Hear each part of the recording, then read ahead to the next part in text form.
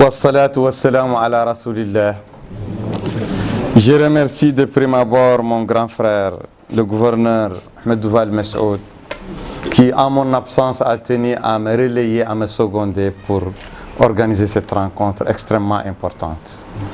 Je vous remercie, Monsieur le Président, Messieurs et Mesdames, les présidents et membres des organisations de la société civile. Une société civile qui pour moi est digne de son nom. Une société civile légitime, avec des causes légitimes, avec un combat légitime, et je ne vois pas de légitimité pour un chef d'État ou pour un candidat à la magistrature suprême qui ne prend pas en compte de manière sincère, de manière ferme, de manière globale et véritable, les questions pour lesquelles vous avez toujours combattu et vous combattez toujours.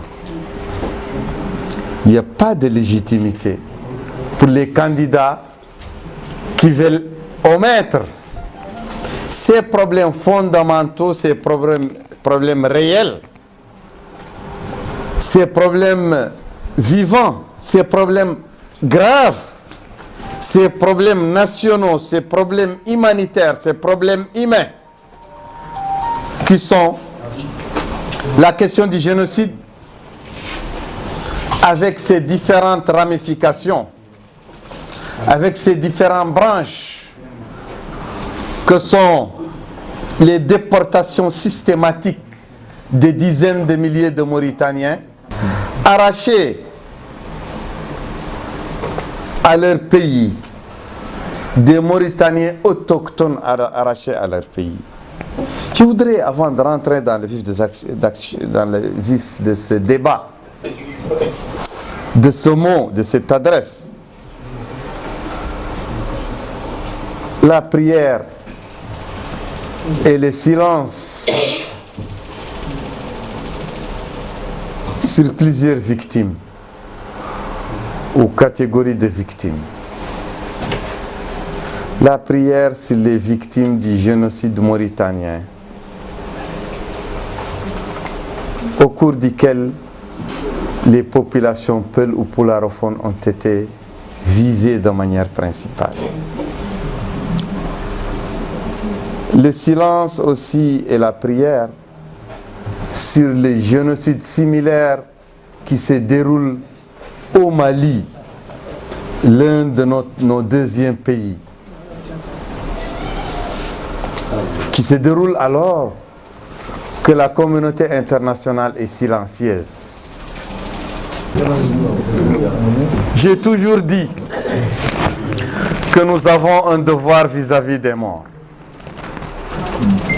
Je l'ai dit dans toutes mes activités, tous mes discours concernant Inal, Walata, Wiki, Sorimale, L'Egailet, Azlet, mais aussi les personnes mortes dans le cadre des pogroms dans les grandes villes mauritaniennes à partir de 89.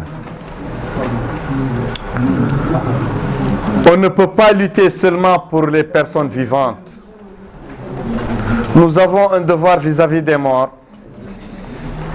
J'ai toujours refusé le terme passif humanitaire. C'est une épuration ethnique, c'est un génocide. Nous avons, au cours de cette phase, nous en tant que candidats à la magistrature suprême, je pense que par humilité,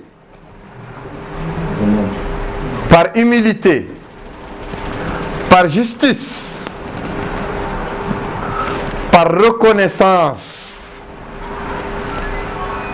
de la complicité de l'État mauritanien et des Mauritaniens avec ce qui s'est passé de 86 à 92. Je pense que nous, les candidats, dans ce pays, nous devons laisser un chapitre vierge, un chapitre important de notre programme pour la Mauritanie. Le chapitre du règlement de ce passif lourd qui est encore un actif parce qu'il n'a pas encore été réparé, parce qu'il n'a pas encore eu ce qu'il faut comme projection de la lumière, de la vérité sur ce qui est passé.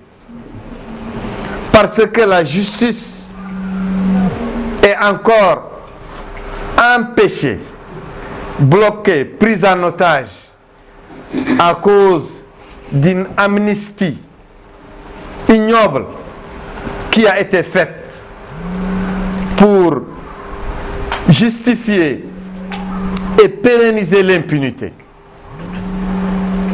Je pense que moi, en tant que candidat, comme je l'ai dit auparavant, je laisserai le très grand chapitre de mon programme sur cette question très importante et multiforme. Par humilité, je ne dois pas toucher à ce chapitre. Mais c'est à vous, Monsieur le Président. C'est à Mère Rouley, à Maïmounassi, à ma sœur orpheline, à Boubacar Camara, l'un des chefs des orphelins, à vous tous les rescapés, civils et militaires, aux déportés, c'est à vous de déléguer les personnes qui doivent seules écrire en votre nom des personnes parmi vous dans mon programme. Je n'ai pas le droit d'écrire. Ouais. Ce n'est pas mon droit, c'est votre droit. C'est beaucoup plus délicat que ça. Personne en Mauritanie ne doit écrire à votre place. Ne doit expliquer à votre place. À forte raison, pardonner à votre place. C'est ignoble. Personne n'a le droit de pardonner. Aucun État n'a le droit de pardonner à votre place. Mais vous avez fait preuve de dignité. Vous n'avez jamais agressé un tortionnaire. Vous n'avez jamais agressé un assassin. Et ils sont connus. Ils sont fichés, vous les connaissez. Vos tortionnaires, à vous, et ceux qui ont assassiné, vos compagnons qui ont péri, les martyrs, vous les connaissez, vous les voyez, vous les croisez. C'est vous qui êtes digne, parce que jamais un mot déplacé. Vous avez toujours cadré votre discours avec la loi, avec la bienséance, avec la bonne éducation, avec la bonne conduite. Le minimum, c'est que quand je gagne les élections présidentielles, j'amène tous les Mauritaniens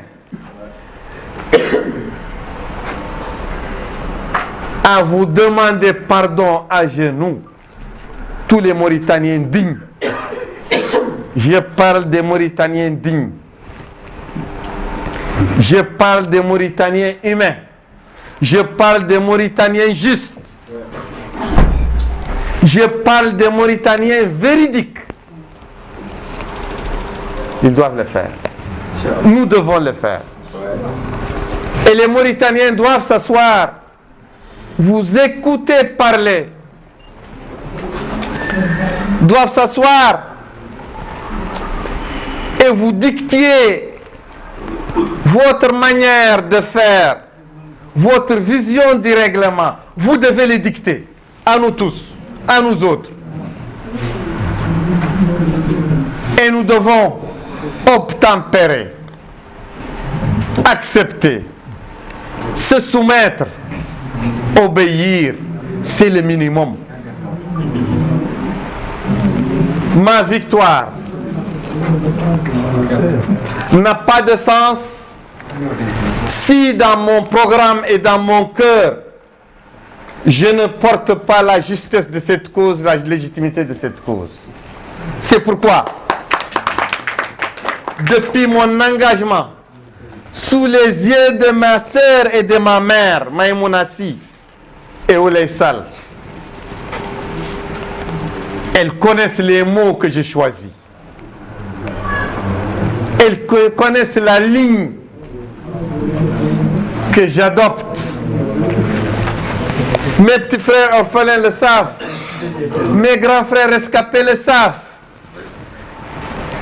Je ne pars pas avec le dos de la cuillère. Ce problème n'est pas négociable. Je gagne avec ce problème. Dans mes yeux, dans mon programme, il n'y a pas de démarches qui n'ont pas été faites par les autorités de ce pays pour que je me libère de cet engagement sacré. Mais le sacré, je ne le laisse pas. Je ne m'en défais pas. Il n'y a pas d'insulte que je n'ai pas eue de la part de mes frères Haratin qui étaient avec moi dans ce combat, mais qui l'ont quitté en utilisant contre moi ce problème comme couteau. Ouais. Biram est vassalisé par les pelles. Biram est dominé, instrumentalisé par les flammes, par les racistes. Je suis fier d'être instrumentalisé par les victimes, mais des victimes légitimes. Ouais. Des victimes qui ne veulent pas la revanche. Des victimes qui ne sont pas pyromanes. Des victimes qui ne veulent pas mettre le feu au pays. Des victimes qui ne veulent pas la chasse aux sorcières. Mais des victimes dignes qui ne se vendent pas. Qui ne s'achètent pas. Qui meurent avec leurs convictions. Qui meurent avec la responsabilité que ceux qui sont morts ont laissé entre leurs mains. Des femmes dont les fils et les maris sont morts, elles sont restées attachées à leur dignité. Je suis très content que ce soit instrumentalisé par Meroulé et Maïmounassi. J'en suis très fier.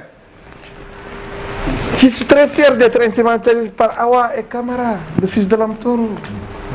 Je suis très fier d'être instrumentalisé par les gens qui ont vu la mort et que Dieu a sauvé. Qui ont vécu la mort, la disparition atroce d'innocents qui sont leurs compagnons, dont le seul tort est d'être noir et de parler pelle. C'est leur seul crime. Je n'ai pas de mots éloquents pour exprimer à vous, messieurs et dames, le sentiment profond qui m'anime vis-à-vis de cette cause. Et je pardonne. Je n'ai pas le droit de réclamer justice. Je n'ai pas le droit de me venger ou de répliquer à toutes les personnes qui ont senti dans leur chair et dans leur âme ces génocides, ce martyre, ces martyrisations, et qui m'ont insulté ou qui m'insultent encore. Je pense que le minimum, c'est de supporter les insultes de ceux qui ne m'ont pas compris. Que ce soit une incompréhension volontaire de leur part ou involontaire. Mais un parent d'une victime, un ami d'une victime, un voisin d'une victime, un fils d'une victime, un rescapé. Mais s'il m'insulte, moi et tous les Mauritaniens, nous devons le supporter. Nous devons l'accepter. Nous ne devons pas en faire un problème. Parce que ces gens, ce sont des êtres humains. Et pendant les années de Brel, les années les plus dures, personne ne les a soutenus. Et un soutien digne de son nom. Je parle d'un soutien digne de son nom. Peut-être beaucoup de gens, je les connais pour en avoir fait partie lorsque j'étais très jeune. Nous avions du douleur dans le cœur. Mais il n'y avait jamais un mouvement d'ensemble, un mouvement populaire, un mouvement national qui les défend, qui prouve que la nation était à leur côté, que le peuple était à leur côté. Donc, ils ont le droit de se défouler. C'est le minimum. Je pardonne à toutes et à tous ceux qui ne m'ont jamais compris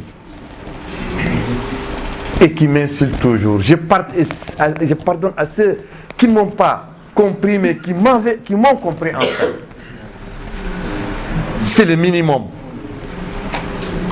Et je m'engage ici devant vous. Et je voudrais que vous surveilliez mon discours, mes propos, du début jusqu'à maintenant, mais aussi pendant la campagne, au cours de la campagne, et lorsque je sois élu comme président de la République. Surveillez mon discours, surveillez mes actions. Toute action dans ce domaine sera une action concertée avec vous. Tout mot qui sera écrit dans le programme, dans le chapitre vierge, est extrêmement important de mon programme. Ce chapitre sera réservé pour que vous y mettiez les mots et les thèmes qui vous semblent les mieux appropriés. Je vous remercie.